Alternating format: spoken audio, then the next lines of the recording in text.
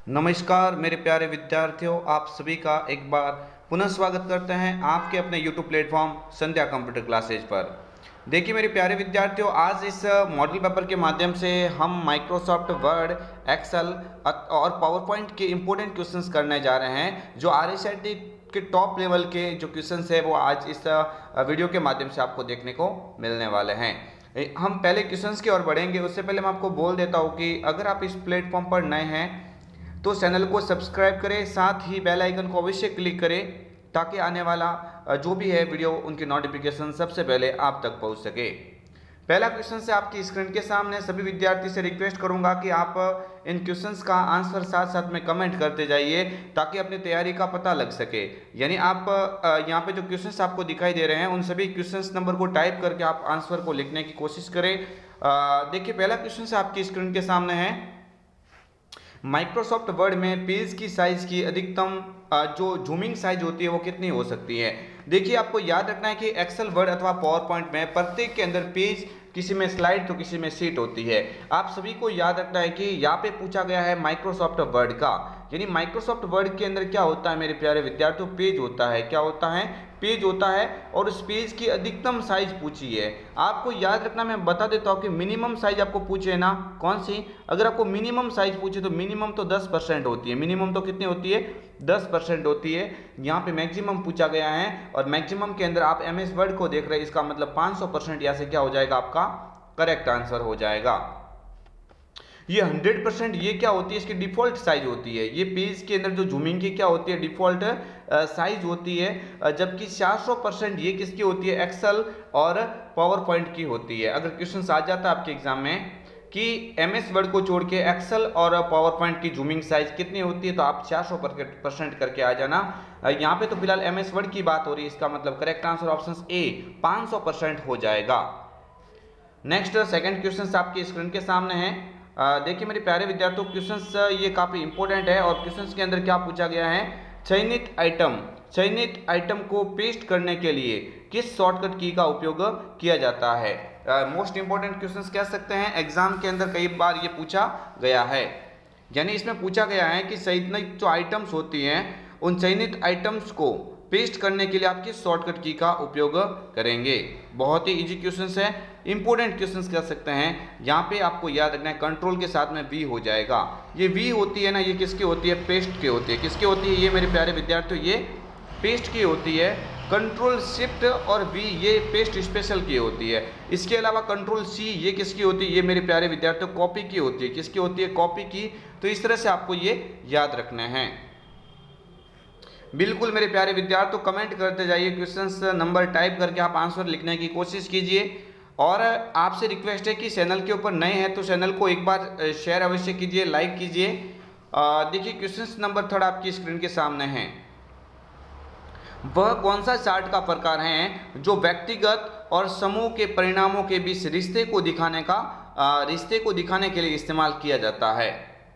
देखिए मेरे प्यारे विद्यार्थियों, जब रिश्ते को दिखाने की बात होती है, एक ऐसा चार्ट का प्रकार, ये थोड़े टॉप लेवल के क्वेश्चंस है। ऐसे क्वेश्चंस आने पे आपको एग्जाम में थोड़ा ध्यान रखना पड़ेगा। ये क्वेश्चंस आपके एग्जाम के लिए मोस्ट इंपोर्टेंट कह सकते हैं। यानी इसमें पूछा गया है कि वह कौन सा चार्ट का प्रकार है जो व्यक्तिगत और समूह के परिणामों के बीच रिश्ते को दिखाता है। तो रिश्ते को दिखाने की बात कर रहा है तो यहाँ पे हो जाएगा राडार, बिल्कुल करेक्ट आंसर हो जाएगा। ऑप्शन बी यहाँ से इसका करेक्ट आंसर हो जाएगा। नेक्स्ट आगे वाला क्वेश्चन आपकी स्क्रीन के सामने है। निम्नलिखित में से वह कौन सा चार्ट का प्रकार है, निम्नलिखित में से वह कौन सा चार्ट का प्रकार है जो दो बदलते वेरिएबल से उत्पन्न उच्च और निम्न बिंदुओं को इंगित करने के लिए किया जाता है। दो बदलते वेरिएबल होते हैं, उनके अंदर जो उच्च और निम्न बिंदु को मतलब उत्पन्न करने की जो यहाँ पे बात हो रही है, तो ये बिल्कुल मेरे प्यारे विद्यार्थी ऑप्शन सी के ऊपर लिखा हुआ ना, सरफेस चार्ट की बात हो रही है। किसकी चार्ट की बात हो रही है, सरफेस की हो रही है। ये जो पाई चार्ट होता है ये तो 100% तक का परिणाम को, यानी एक जो अलग अलग 100% तक मूल्य को दिखाने के लिए इसका इस्तेमाल किया जाता है। तो यहाँ पे बिल्कुल ऑप्शन सी, जिसने ऑप्शन सी बोला है सरफेस चार्ट, इसका क्या हो जाएगा, करेक्ट आंसर। मैं आपको एक बार वापस बोल देता हूँ कि इस मॉडल पेपर के अंदर जो मैंने क्वेश्चंस लिए हैं वो क्वेश्चंस काफ़ी लेवल के क्वेश्चंस कह सकते हैं। यानी इस तरह से क्वेश्चंस आपके एग्जाम में श्योर बनने की संभावनाएं रहती हैं। और मैं इसीलिए इस एग्जाम से 3-4 दिन पहले इस क्लास को डाल रहा हूँ, ताकि आप इस क्वेश्चंस को थोड़ा जल्दी से रिवाइज करेंगे तो आपको कोई दिक्कत होने वाली नहीं है। इसलिए ये क्वेश्चंस आप थोड़ा जल्द से जल्द और अच्छे प्रिंट यहाँ पे ऑप्शंस के रूप में यहाँ पे देख सकते हो। क्वेश्चन नंबर 5 के अंदर क्या पूछा गया है, ये चार्ट वैज्ञानिक डेटा जैसे तापमान में परिवर्तन को दिखाने के लिए किया जाता है। जब तापमान में परिवर्तन की बात हो या स्टॉक मार्केट की बात हो, स्टॉक मार्केट अथवा तापमान में जो तापमान दिखाने की बात होती है चार्ट के अंदर, वैज्ञानिक डेटा वगैरह, तो इस तरह का जो चार्ट की जब बात बनती है तो आप हमेशा स्टॉक चार्ट को करके आ जाना, वो आपका करेक्ट आंसर माना जाएगा। देखिए स्टॉक चार्ट होता है, ये शेयर मूल्य यानी शेयर जो बाजार होते हैं उसमें जो स्टॉक जो होते हैं ना, उसको दिखाने के लिए इसका उपयोग किया जाता है। और ये तो मैंने बता दिया, तापमान को दिखाने के लिए भी स्टॉक चार्ट का उपयोग किया जाता है। नेक्स्ट क्वेश्चन आपके स्क्रीन के सामने है, समय के साथ परिवर्तन एवं परिवर्तन के योग दोनों को बताता है। मोस्ट इंपोर्टेंट क्वेश्चन से आपके RSIT के अंदर बिल्कुल बन सकता है, थोड़ा सा आप याद रख के जाना इसको, कि समय के साथ परिवर्तन एवं परिवर्तनों के योग दोनों को बताने के लिए किस चार्ट का उपयोग किया जाता है, line chart, pie chart, area chart या बार चार्ट। तो देखो यहाँ पे समय के साथ परिवर्तन और परिवर्तन के योग दोनों को दिखाने की बात होती है। कभी भी आपके एग्जाम में परिवर्तन और परिवर्तन के योग दोनों को दिखाने की बात होती है, दोनों को दिखाएगा कौन, एरिया चार्ट दिखाएगा। ऑप्शन सी यहाँ से क्या हो जाएगा इसका बिल्कुल करेक्ट आंसर। ये सभी वे क्वेश्चन है जो मैंने अपने हिसाब से बनाए हैं, जो एग्जाम के अंदर कई दफा पूछे गए हैं, और मैंने बुक्स का निचोड़ निकाल के एक्सेल के इंपॉर्टेंट क्वेश्चन और टफ से टफ लेवल के क्वेश्चन थे वो आपको इसमें बताने की कोशिश की है। नेक्स्ट क्वेश्चन है क्वेश्चन नंबर 7 आपकी स्क्रीन के सामने है, वह कौन सा चार्ट का प्रकार है जो समय के बढ़ते हुए रुझानों को दिखाने का कार्य करता है। जब समय के बढ़ते हुए रुझान को दिखाने की कभी बात होती है तो आपके सामने एक ऑप्शन हमेशा याद रखना है, जब समय के साथ समय के बढ़ते हुए रुझानों को दिखाने की बात कभी हो जाए एग्जाम में तो लाइन चार्ट करके आ जाना। कौन सा, ऑप्शन ए के ऊपर लिखा हुआ है, ये करेक्ट हो जाएगा लाइन चार्ट। बिल्कुल ऑप्शन ए के ऊपर लिखा हुआ लाइन चार्ट इसका क्या हो जाएगा, करेक्ट आंसर हो जाता है। नेक्स्ट आगे वाला क्वेश्चन, प्लॉट एरिया में दिखाई देने वाली हॉरिजॉन्टल लाइन क्या कहलाती है। मैंने जहां तक आपके एग्जाम के अंदर जो सर्वाधिक जो क्वेश्चंस बनते हैं या तो एक्सेल से बनेंगे या फिर बनेंगे MS वर्ड से, तो एक्सेल और MS वर्ड के वो अति महत्वपूर्ण क्वेश्चंस मैंने इसके अंदर डाल दिए हैं। ये एक वीडियो आप देख लेना, आपका एक्सेल वर्ड और पावर पॉइंट के साथ साथ में जो भी बनेगा क्वेश्चंस वो इससे बाहर होने वाला नहीं है। प्लॉट एरिया में दिखाई देने वाली हॉरिजॉन्टल लाइन क्या कहलाती है। तो प्लॉट एरिया होता है, प्लॉट एरिया ये चार्ट एलिमेंट के पीछे जो हॉरिजॉन्टली इस तरह से जो लाइनें दिखती है बैकग्राउंड के रूप में, उनको क्या कहा जाता है, जो पीछे बैकग्राउंड में दिखाई दे रही है इसको कहा जाता है ग्रिड लाइन। ऑप्शन सी के ऊपर लिखा हुआ है, अति महत्वपूर्ण क्वेश्चन कह सकते हैं, ये एक्सेल का है और इंपॉर्टेंट क्वेश्चन की श्रेणी में आता है। ये आप देख सकते हैं इंपॉर्टेंट क्वेश्चन है। नेक्स्ट क्वेश्चन नंबर 9 आपकी स्क्रीन के सामने आ रहा है। क्वेश्चन नंबर 9 के अंदर पूछा गया डेटा पॉइंट की वास्तविक वैल्यू क्या कहलाती है। मैंने एक्सेल के एक पॉइंट, कोई भी पॉइंट मैंने पीछे रखने की कोशिश इसमें नहीं की है, सभी के सभी पॉइंट जो मैंने इसमें शामिल किए हैं। तो ये वीडियो आपके लिए काफ़ी बेहतरीन और आपके लिए नॉलेज भरा होने वाला है, क्योंकि इस वीडियो के अंदर मैंने सभी एक्सेल को प्रॉपर वे से इसका सॉल्यूशन निकाल के जो इंपॉर्टेंट क्वेश्चंस बनने लायक थे उन सभी को मैंने बना के आपके समक्ष पेश करने की कोशिश की है। डेटा पॉइंट की वास्तविक वैल्यू क्या कहलाती है। डेटा पॉइंट की वास्तविक वैल्यू तो लीजेंड कहलाती है।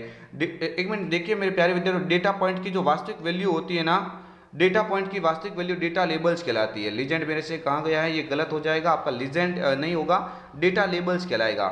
यानी डेटा पॉइंट की वास्तविक वैल्यू को क्या कहा जाता है, डेटा लेबल्स कहा जाता है। ऑप्शन ए बिल्कुल यहाँ से करेक्ट आंसर हो जाएगा।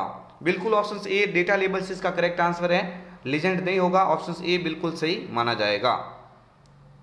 नेक्स्ट बढ़ते हैं आगे वाले क्वेश्चंस की और। चार्ट पर प्रत्येक डेटा सीरीज, चार्ट पर जो प्रत्येक जो सीरीज होती है वो किस कलर में प्रदर्शित करनी है। हाँ, ये बिल्कुल बात सही है कि जो कलर की बात होती है, जो डेटा का आंकड़ा होता है उसको किस कलर में प्रदर्शित करना है, जो उसके अंदर डेटा की सीरीज होती है प्रत्येक सीरीज को किस अलग अलग कलर में दिखाना है, वो अलग अलग कलर में दिखाने का कार्य लीजेंड करता है। मैंने पहले बोल दिया था, वो वास्तविक वैल्यू डेटा लेबल्स कहलाती है। जब ये किसी डेटा सीरीज में किसी आंकड़े को किस कलर में प्रदर्शित करवाना है ये तय कौन करता है, लीजेंड। ऑप्शन सी बिल्कुल इसका करेक्ट आंसर हो जाएगा। बिल्कुल काफ़ी सारे स्टूडेंट यहाँ पे इसमें कमेंट भी कर रहे हैं, आप सभी को याद रखना है कि थोड़ा फ्रेंड्स अगर आपको आ रहा है क्वेश्चन तो भी देखिए, और नहीं भी आ रहा तो एक बार कमेंट अपनी ओर से कीजिए, और बाद में अंत समय में आप इस अगर वीडियो को टफ लग रहा है तो एक बार इस वीडियो को एक और बार ट्राई करके देख लेना, क्योंकि इसमें वो सभी क्वेश्चन है जो आपके एग्जाम के अंदर काफ़ी ज़्यादा हेल्प करेंगे। तालिका के पहले कॉलम में मूल्य एवं दूसरे कॉलम में उसी के मान को कौन देता है? बिल्कुल ऑप्शंस काफ़ी इंपॉर्टेंट है, बिल्कुल ऑप्शंस इंपॉर्टेंट है कि तालिका के पहले कॉलम में मूल्य एवं दूसरे कॉलम में उसी के मान को देता है। तालिका के पहले कॉलम में मूल्य और दूसरे कॉलम में उसी के मान को देता है। बात किसकी कर रहा है? लोअर की बात कर रहा है, राउंड की बात कर रहा है, वी लुकअप की बात कर रहा है, या ट्रिम की बात कर रहा है? ट्रिम तो क्या करता है, जो शब्द होते हैं, वर्ड्स होते हैं, उनके अंतिम और फर्स्ट के बीच में जो रिक्त स्थान होता है उसको हटाने के लिए ट्रिम का उपयोग किया जाता है। ये राउंड तो क्या होता है, ये तो पूर्णांक बनाता है, और लोअर ये नीचे की ओर लिखने, यानी इसका करेक्ट आंसर तो वी लुकअप हो जाएगा। वी लुकअप एक ऐसा फॉर्मूला होता है जो तालिका के अंदर जो कॉलम होते हैं उस कॉलम में मूल्य और दूसरे कॉलम में उसी के मान को दिखाते हैं, संबंधित रिकॉर्ड को भी दिखाने का कार्य कौन करता है? वी लुकअप कर सकते हैं। यहाँ पे ऑप्शन सी करेक्ट आंसर हो जाता है। नेक्स्ट आगे वाला क्वेश्चन जल्दी से कमेंट कीजिए, 12 नंबर क्वेश्चन का आंसर क्या होगा? बिल्कुल एक्सेल में दी गई संख्या तक एक नंबर को पूर्णांक बनाता है। ये सभी क्वेश्चंस है, एक बार आप एक्सेल को क्लियर करना चाहते हैं तो इस वीडियो को एक बार अवश्य देख लेना। एक्सेल एमएस वर्ड के भी सभी अति महत्वपूर्ण क्वेश्चंस इसमें मैंने शामिल किए हैं, तो सभी स्टूडेंट के लिए एक रामबाण की तरह ये काम करेगा। एक्सेल में दी गई संख्या तक एक नंबर को पूर्णांक बनाता है। कौन पूर्णांक बनाएगा? तो मैंने अभी तो आपको बोला, जब पूर्णांक बनाने की बात आती है तो राउंड करके आ जाना। क्या करके आ जाना? राउंड करके आ जाना। ट्रिम तो मैंने अभी बोल दिया भाई, ट्रिम तो किसके लिए कार्य करता है? ट्रिम तो होता है कि जो वर्ड्स होते हैं, जो टेक्स्ट होता है, वो टेक्स्ट के शुरुआत और अंत के बीच का रिक्त स्थान हटाता है।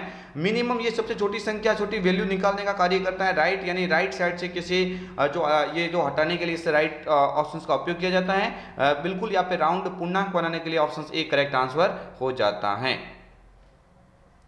नेक्स्ट बढ़ते हैं आगे वाले क्वेश्चंस की ओर। सभी विद्यार्थी से रिक्वेस्ट है कि जो वीडियो देख रहे हैं एक बार इस वीडियो को पूछ करके आप एक बार इस चैनल को आप सब्सक्राइब कीजिए और वीडियो को लाइक भी कीजिए, और ज़्यादा से ज़्यादा इस सेशन के अंदर स्टूडेंट को जोड़ने की कोशिश कीजिए ताकि और भी आपके लिए बेहतरीन कुछ किया जा सके। वह कौन सा फंक्शन है जो दो या दो से अधिक टेक्स्ट की स्ट्रिंग को जोड़ता है? अभी मैंने बताया था, देखो रिक्त स्थान को हटाने का कार्य तो कौन करेगा? ये तो ट्रिम करेगा। अगर आपको पूर्णांक बनाने की बात होती तो राउंड हो जाएगा। अगर आपके पहले कॉलम में मान और दूसरे कॉलम में उसी के मूल्य, यानी मान और मूल्य दोनों को दिखाता, मतलब वी लुकअप हो जाता है। यहाँ पे बात हो रही है किसकी? किसी फंक्शन, ऐसा कौन सा फंक्शन है जो दो या दो से अधिक टेक्स्ट की स्ट्रिंग को जोड़ता है? स्ट्रिंग को जोड़ने की जब बात होती है तो यहाँ पे कॉन्सोनेंट हो जाएगा। कौन सा हो जाएगा? कॉन्सोनेंट जो ऑप्शन होता है ये इसका बिल्कुल करेक्ट आंसर हो जाएगा। यानी क्वेश्चन काफी इंपॉर्टेंट है, दो या दो से अधिक टेक्स्ट की स्ट्रिंग को कौन जोड़ता है? तो यहाँ पे बराबर कॉन्सोनेंट हो जाएगा। बिल्कुल ऑप्शन बी के ऊपर लिखा हुआ है। यह आरएसएटी एग्जाम में कम से कम 7 से 8 बार क्वेश्चन के रूप में पूछा गया है। इसका मतलब आपके लिए भी काफी इंपॉर्टेंट बन रहा है। आप सभी को याद रखना, काउंट इफ तो क्या होता है? काउंट इफ का मतलब क्या होता है? काउंट इफ मतलब उससे संबंधित जो रिकॉर्ड्स होते हैं उनकी भी गणना करता है। इसके अलावा इसकी मैक्स का यानी सबसे बड़ी वैल्यू निकालता है। एवरेज यानी औसत निकालने के लिए इसका उपयोग किया जाता है। ये काउंट इफ आपको यार मैच करते हुए आइटम्स की गणना, मतलब उससे संबंधित वो भी आ जाएगा काउंट इफ। बिल्कुल यहाँ पे correct answer option B consonant हो जाएगा, क्योंकि बात किसकी हो रही है? दो या दो से अधिक इस टेक्स्ट की स्ट्रिंग को जोड़ने की। इसका मतलब कॉन्सोनेंट बिल्कुल करेक्ट आंसर बन जाता है यहाँ का। देखो क्वेश्चन नंबर 14 आपकी स्क्रीन के सामने है। यूजर किस प्रकार की डेटा प्रविष्टि या परिवर्तन नहीं कर सकता? एक थोड़ा सा याद रखना है कि ये एमएस एक्सेल का सवाल है। मैंने आपको पहले भी बोला था कि हालांकि एक्सेल को टॉपिक के अंदर तो नहीं है आपके आरएसएटी, बट ये बार बार एक्सेल का क्वेश्चन डाल रहा है एग्जामिनर, तो इसका मतलब ऐसे क्वेश्चंस को एक बार पहले ही देख के जाए तो आपके लिए बहुत बेहतरीन होगा। यूजर किस प्रकार की डेटा प्रविष्टि या परिवर्तन नहीं कर सकता? इसमें ऐसा कौन सा ऑप्शन है जिसमें परिवर्तन नहीं किया जा सकता? देखिए मेरे प्यारे विद्यार्थियों, नंबर में तो किया जा सकता है, नंबर में किया जा सकता है, ऑटो में किया जा सकता है, डेट एंड टाइम में किया जा सकता है, ऑटो नंबर में नहीं किया जा सकता। ऑप्शन सी बिल्कुल यहाँ से क्या हो जाएगा? करेक्ट आंसर हो जाता है। नेक्स्ट क्वेश्चन आपकी स्क्रीन के सामने है। क्वेश्चन नंबर आपकी स्क्रीन के सामने है 15वां, यानी क्वेश्चन देख लीजिए, काफी महत्वपूर्ण है। एग्जाम की दृष्टि से आपके सामने कई बार ये पूछा गया है। माइक्रोसॉफ्ट एक्सेल 2010 में डिफॉल्ट फाइल फॉर्मेट में डेटा बनाता है। मेरे प्यारे विद्यार्थियों MS एक्सेस होता है उसकी जो फाइल किस फॉर्मेट में डेटा बनाएगी, तो यहाँ पे आपको याद रखना है ACCDB, यानी आपको याद रखना है ACCDB हो जाएगा एक्सेस डेटाबेस हो जाएगा। एक्सेस क्या हो जाएगा? डेटाबेस, या ACC का मतलब एक्सेस और DB का मतलब हो जाएगा डेटाबेस। यानी MS एक्सेस का जो एक्सटेंशन नेम होता है मेरे प्यारे विद्यार्थियों, एक्सटेंशन नेम होता है कौन सा? ACCDB हो जाएगा। एक्सटेंशन नेम कौन सा हो जाएगा? ACCDB हो जाएगा, एक्सेस डेटाबेस। बिल्कुल ऑप्शन बी, जिन्होंने यहाँ पे ऑप्शन बी के ऊपर यहाँ पे दी है कमेंट, उनका सभी का करेक्ट आंसर हो जाता है। नेक्स्ट आगे वाला क्वेश्चन आप सभी की स्क्रीन के सामने, यूजर निम्नलिखित में से किसका उपयोग कर नई टेबल बना सकता है? आप सभी को याद रखना है कि इनमें से ऐसा कौन सा विकल्प है जिसका उपयोग कर डेटा के अंदर नई टेबल बनाई जा सकती है। तो देखिए नई टेबल आप किस किस के माध्यम से बना सकते हैं? डिजाइन व्यू से भी बना सकते हैं और डेटा सीट व्यू से भी बना सकते हैं, यानी ऑप्शंस ए और बी दोनों करेक्ट आंसर हो जाएगा। ये भी MS एक्सेस का सवाल है, मैंने जानबूझ के 2-3 एक्सेस के सवाल डाले हैं ताकि एग्जाम के लिए हम और भी काफी सारे इंपॉर्टेंट क्वेश्चंस तो करवा रहा हूं, लेकिन इसमें एक्सेस, एक्सेल और MS वर्ड को पूरी तरह से मैंने इसमें निचोड़ करके डालने की कोशिश की है। नेक्स्ट क्वेश्चन आपके स्क्रीन के सामने है, कौन सा कंप्यूटर वर्गीकरण नहीं है? इसमें से कौन सा एक कंप्यूटर का सही वर्गीकरण नहीं होता है? मेन फ्रेम होता है बिल्कुल, मैक्स फ्रेम, मिनी या नोटबुक। ये नोटबुक होता है, ये तो माइक्रो का उदाहरण है। हालांकि ऑप्शंस को चेंज किया इसने, माइक्रो की जगह नोटबुक ऑप्शंस फंसाने के लिए दे दिया, लेकिन ये नोटबुक तो भाई माइक्रो का होता है, इसका मतलब ये तो हो जाएगा। मिनी भी होता है, मेन फ्रेम भी होता है, लेकिन मैक्स फ्रेम नहीं होता। मैक्स फ्रेम नहीं होता है क्योंकि सुपर होता है, मेन फ्रेम होता है, मिनी होता है और माइक्रो यानी नोटबुक इसने ऑप्शंस दे दिया है, तो ये माइक्रो का ही उदाहरण है। इसका मतलब ऑप्शन बी ये गलत है, ऑप्शन बी यहाँ से करेक्ट आंसर हो जाता है। नेक्स्ट आगे वाला क्वेश्चन एक आउटपुट डिवाइस का एक उदाहरण है। आप सभी को याद रखना भाई, बहुत ही इजी क्वेश्चन है। इनमें से कौन सा एक आउटपुट डिवाइस का उदाहरण है? तो आउटपुट डिवाइस के अंदर देखो स्कैनर होता है क्या? नहीं, ये स्कैनर तो इनपुट का उदाहरण है। किसका उदाहरण है स्कैनर? तो ये तो मेरे प्यारे विद्यार्थियों इनपुट का उदाहरण है। प्लॉटर, बिल्कुल ये प्लॉटर किसका होता है? ये आउटपुट का होता है। ये प्लॉटर किसका हो जाएगा? इनपुट का नहीं, ये आउटपुट का हो जाएगा। बाकी सॉफ्टवेयर और टैब, ये तो टैब तो इनपुट हो जाएगा। बिल्कुल मेरे प्यारे विद्यार्थियों ऑप्शन बी जिसने ऑप्शन दे रखा है उन सभी का करेक्ट आंसर बन जाता है। सभी से रिक्वेस्ट है कि जो बाद में जुड़े हैं उनको भी संध्या कंप्यूटर की ओर से RSAT मुख्य परीक्षा के लिए बेस्ट ऑफ लक। आज से आप इस चैनल के साथ में अटैच होके आप अच्छी से बेहतरीन तैयारी कीजिए। मैं निश्चित ही दावा करता हूँ कि आपके 90+ जो क्रॉस है परसेंटेज वो हम लेके जाने की पूरी हम यहाँ पे जिम्मेदारी ले रहे हैं आपकी। तो इसका मतलब आपको केवल इस चैनल के ऊपर बेहतरीन और यहाँ पे अच्छे से परफॉर्मेंस के रूप में आपको जुड़ना है, ताकि हम आगे का काम अपनी ओर से देखेंगे, आपके निश्चित ही अच्छे परसेंटेज बन जाएंगे।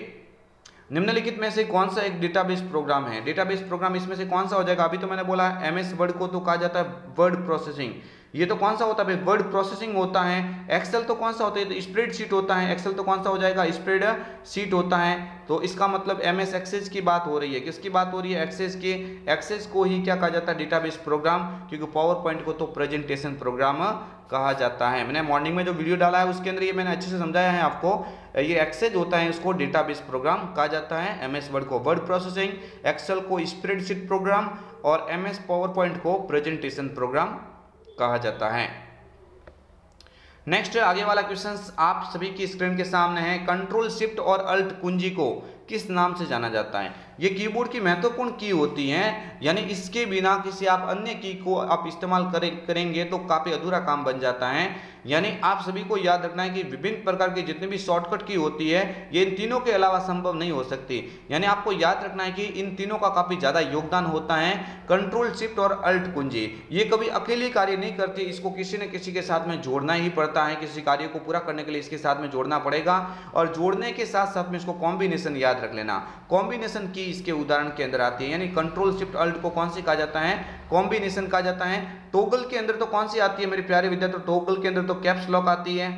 टॉगल के अंदर कैप्स लॉक आ जाती है, नम लॉक आ जाती है और स्क्रॉल लॉक आ जाती है। नम लॉक और कौन सी आ जाएगी? स्क्रॉल लॉक आ जाएगी। बाकी ये कॉम्बिनेशन की का उदाहरण है कंट्रोल शिफ्ट और अल्ट। बिल्कुल ऑप्शन सी करेक्ट आंसर यहां से हो जाता है। नेक्स्ट बढ़ेंगे आगे वाले क्वेश्चंस की और क्वेश्चन नंबर 21, कंप्यूटर की पहली जनरेशन का मुख्य कंपोनेंट क्या था? बहुत ही अच्छा क्वेश्चन है। कंप्यूटर की सबसे पहली पीढ़ी थी, उस पहली पीढ़ी में किस कंपोनेंट का उपयोग किया गया था? तो यहां से करेक्ट आंसर हो जाएगा वैक्यूम ट्यूब। यानी कंप्यूटर की पहली पीढ़ी का तो ये था। दूसरी पीढ़ी का ट्रांजिस्टर था। दूसरी पीढ़ी का क्या था? दूसरी पीढ़ी का मुख्य कंपोनेंट ट्रांजिस्टर था, और आईसी है ना, ये तो कंप्यूटर की तीसरी पीढ़ी के अंदर आई है, और जबकि वीएलएसआई लिखा हुआ है कंप्यूटर की चौथी पीढ़ी है, और अंतिम पूछे पांचवी पीढ़ी का तो वहां पे हो जाएगा यूएलएसआई। क्या हो जाएगा? यूएलएसआई। यानी ये पांचों की पांचों कंप्यूटर की पीढ़ी को पांच ऐसे अलग अलग भागों में देखा गया है। तो पहली पीढ़ी का वैक्यूम ट्यूब हो जाएगा, दूसरी पीढ़ी का ट्रांजिस्टर हो जाएगा, तीसरी पीढ़ी का आईसी यानी इंटीग्रेटेड सर्किट हो जाएगा, चौथी पीढ़ी का वीएलएसआई। वीएलएसआई ये कंप्यूटर की चौथी पीढ़ी का मुख्य कंपोनेंट माना जाता है। इसका पूरा नाम वेरी लार्ज स्केल इंटीग्रेशन होता है, वेरी लार्ज स्केल इंटीग्रेशन होता है। जबकि कंप्यूटर की सबसे पांचवी पीढ़ी जो आज भी चल रही है उसमें यूएलएसआई का प्रयोग किया गया है। यूएलएसआई मतलब अल्ट्रा लार्ज स्केल इंटीग्रेशन होता है। नेक्स्ट बढ़ते हैं आगे वाले क्वेश्चंस की और। एमआईसीआर का पूरा नाम महत्वपूर्ण कंप्यूटर का इनपुट डिवाइस होता है जो बैंकों के अंदर चेक या अन्य दस्तावेज को जांचने के लिए उपयोग में लिया जाता है। इसकी यहाँ पे फुल फॉर्म पूछी गई है तो इसका याद रखेंगे magnetic ink character recognition. Option A बिल्कुल करेक्ट आंसर हो जाता है। नेक्स्ट बढ़ते हैं आगे वाले क्वेश्चंस की और। क्वेश्चन नंबर आपकी स्क्रीन के सामने 23। प्रेजेंटेशन में विद्यमान सभी स्लाइड का एक जैसा प्रदर्शन। पावर पॉइंट का मोस्ट इंपोर्टेंट क्वेश्चन, हालांकि मैंने आगे भी करवाया है कि प्रेजेंटेशन होती है उसमें विद्यमान सभी स्लाइड जो एक साथ आपको स्लाइड दिख रही हैं उन सभी स्लाइड का एक जैसा बैकग्राउंड, एक जैसा प्रदर्शन आप रखना चाहते हैं। आप इनमें से किस विकल्प का उपयोग करेंगे? स्लाइड लेआउट विकल्प, लेआउट व्यू, आउटलाइन व्यू या फिर प्रेजेंटेशन डिजाइन टेम्पलेट। तो ऑप्शन सी यहां से क्या हो जाएगा? प्रेजेंटेशन डिजाइन टेम्पलेट यहां से करेक्ट आंसर हो जाता है। नेक्स्ट आगे वाला क्वेश्चन, एक स्लाइड शो में स्लाइड चेंज होने पर डिस्प्ले के लिए डाला गया इफेक्ट क्या कहलाता है? आप सभी को याद रखना है स्लाइड शो होती है, उस स्लाइड शो जैसे चेंज होगी तो चेंज करने के लिए जो आप इफेक्ट डालते हो उस इफेक्ट को, अप्लाइड इफेक्ट को क्या कहा जाता है? Slide animation, custom animation, slide transition या कस्टम ट्रांजिशन। तो ये जो डिस्प्ले के अंदर जो स्लाइडें होती है उसके अंदर डाला गया इफेक्ट तो स्लाइड ट्रांजिशन का कार्य होता है। ऑप्शन सी यहां से क्या हो जाएगा? करेक्ट आंसर जिसने दिया है बिल्कुल ऑप्शन सी। नेक्स्ट आगे वाला क्वेश्चन आप सभी की स्क्रीन के सामने है। जो बाद में जुड़े हैं उन सभी जो विद्यार्थियों को संध्या कंप्यूटर की ओर से यहाँ पे बेस्ट ऑफ लक। आप सभी के सामने मात्र कुछ ही दिनों का समय है तो आप आज से इस चैनल के साथ में जुड़ जाइए और एक अपनी तैयारी को और भी बेहतरीन से बेहतरीन करने की कोशिश करें, क्योंकि इस चैनल के माध्यम से वो सभी क्लासेज चलाई जा रही है जो आपके एग्जाम के अंदर 90% से क्रॉस लेके जाने में आपकी बहुत ज़्यादा हेल्प करेगी। क्वेश्चन नंबर 25, निम्न में से कौन सा डिवाइस सॉफ्टवेयर से हार्ड कॉपी प्रदान करता है? सॉफ्ट कॉपी होती है, उस सॉफ्ट कॉपी को हार्ड कॉपी में कौन बदलता है? तो ऑप्शन बी यहाँ पे लिखा हो बिल्कुल। देखिए सॉफ्ट कॉपी को हार्ड कॉपी में बदलना है तो सॉफ्ट कॉपी को हार्ड कॉपी में देखो स्कैनर बदलता है क्या? नहीं, ये तो इनपुट होता है, प्रिंटर हो जाएगा बिल्कुल। ऑप्शन बी यहाँ पे लिखा हुआ है वो क्या हो जाएगा? प्रिंटर। मॉनिटर भी आउटपुट डिवाइस है लेकिन सॉफ्ट कॉपी को हार्ड कॉपी के रूप में ये बदल नहीं सकता। और कीबोर्ड तो कौन सा है भाई? इनपुट डिवाइस होता है। यहाँ से जिसने ऑप्शन बी रखा है प्रिंटर, सभी का करेक्ट आंसर हो जाता है। नेक्स्ट क्वेश्चन नंबर 26, एक अर्ध कंडक्टर मेमोरी जो सीपीयू तथा रैम की गति बढ़ाती है। एक ऐसी अर्ध कंडक्टर मेमोरी जो सीपीयू और रैम की गति बढ़ाती है। जब सीपीयू और रैम की गति बढ़ाने की बात होती है, वैसे पहले मैं इनका पूरा नाम बता, तो सीपीयू का पूरा नाम सेंट्रल प्रोसेसिंग यूनिट होता है और रैम का पूरा नाम रैंडम एक्सेस मेमोरी होता है। अभी यहाँ से तो आपको फुल फॉर्म तो याद रखनी है, लेकिन सीपीयू और रैम की गति बढ़ाने का कार्य कौन सी मेमोरी करती है? बिल्कुल कैश मेमोरी करेगी। ऑप्शन ए कैश मेमोरी होती है ना, ये सीपीयू और मुख्य मेमोरी के अंदर रैम का गति का या पे कह सकते बढ़ाने का कार्य करती है। ऑप्शन ए करेक्ट आंसर हो जाता है। नेक्स्ट क्वेश्चंस की ओर बढ़ते हैं। निम्न में से कौन सा प्रिंटर प्रिंट हेड से, निम्न में से कौन सा प्रिंटर है जो प्रिंट हेड से स्याही की छोटी छोटी बूंदों के छिड़काव के द्वारा पेज की इमेज का निर्माण करता है? ऐसा कौन सा प्रिंटर है जो प्रिंट निकालते वक्त जो छोटी छोटी बूंदों का छिड़काव करता है वो पेज के ऊपर जैसे मतलब यहाँ पे डायरेक्टली आके गिरते हैं और जैसे उनके ऊपर जो प्रिंट होती है तस्वीर वो इसके ऊपर प्रिंट हो सकती हैं। तो ये किस प्रिंटर की बात कर रहा है? जैसे इंक की बात कर रहा है, बूंद या इंक की बात हो जाए कभी एग्जाम में तो इंक जेट करके आ जाना, यानी स्याही से तो आप इंक याद रख लोगे। जब स्याही की बात होती है वो भी कौन सी? छोटी छोटी बूंदों की छिड़काव के द्वारा। अगर ड्राई इंक यानी सूखी स्याही की बात हो जाए तो लेजर करना, और यहाँ पे केवल इंक की बात हो रही है, इसका मतलब ink jet printer. Option B के ऊपर लिखा हुआ है इसका करेक्ट आंसर बन जाता है। ये प्लॉटर होता है, ये सबसे उच्चतम यानी सबसे उच्चतम वेक्टर वाले ग्राफिक्स का उत्पादन करता है। ये सबसे आप कह सकते हैं सबसे उच्च क्वालिटी वाली वेक्टर के अंदर आता है। आउटपुट डिवाइस की श्रेणी में महत्वपूर्ण कह सकते हैं इसको। नेक्स्ट आगे वाला क्वेश्चन आप सभी की स्क्रीन के सामने WORM का पूरा नाम बताइए। देखो WORM का मतलब क्या होता है, राइट वंस रीड मैनी, यानी किसी डेटा को आप एक बार लिख सकते हैं और उसको बार बार देखा जा सकता है। यानी CD और DVD के अंदर जब बात होती है तो यहाँ पे WORM वहाँ पे काफी आपको याद रखने की आवश्यकता रहती है। WORM का पूरा नाम पूछा गया तो राइट वंस रीड मैनी हो जाएगा। Write once read many option A के ऊपर लिखा हुआ है ना, ये इसका क्या हो जाएगा, करेक्ट आंसर हो जाता है। नेक्स्ट बढ़ते हैं आगे वाले क्वेश्चंस की ओर। MS पावर पॉइंट में डुप्लीकेट स्लाइड इंसर्ट करने के लिए किस शॉर्टकट की का उपयोग किया जाता है। यहां से दोनों याद रखना है, कंट्रोल M और कंट्रोल D।